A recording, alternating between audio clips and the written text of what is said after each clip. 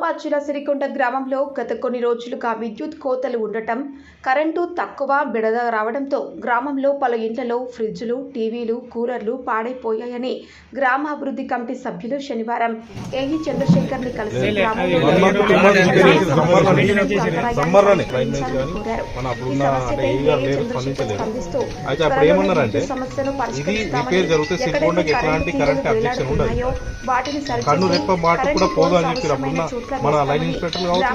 Committee సభ్యులకు మరి ఇప్పుడు అదే సమస్య రిపేర్ చేసినా కూడా అదే సమస్య. కార్యక్రమంలో గ్రామాభివృద్ధి committee chairman Jalandhar, cashier Vinod, కార్యదర్శి వడ్డెన్న, కౌస్, భాస్కర్ రెడ్డి, ముషీర్, బాబురావు, సతీష్, మారుతి,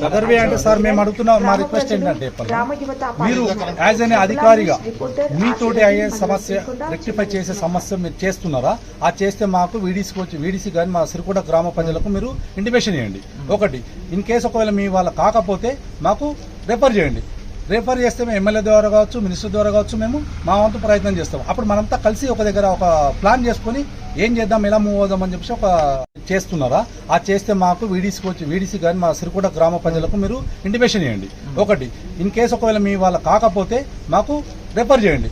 రెఫర్ చేస్తే మేము ఎమ్మెల్యే ద్వారా కావచ్చు, మినిస్టర్ ద్వారా కావచ్చు, మేము మా వంతు ప్రయత్నం చేస్తాం. అప్పుడు మనంతా కలిసి ఒక దగ్గర ఒక ప్లాన్ చేసుకుని ఏం చేద్దాం, ఎలా మూవ్ అవుదాం అని చెప్పి ఒక ఫీల్డ్లో ఉన్న ప్రాబ్లమ్స్ అంటే నా చేతులు ఉంటాయండి.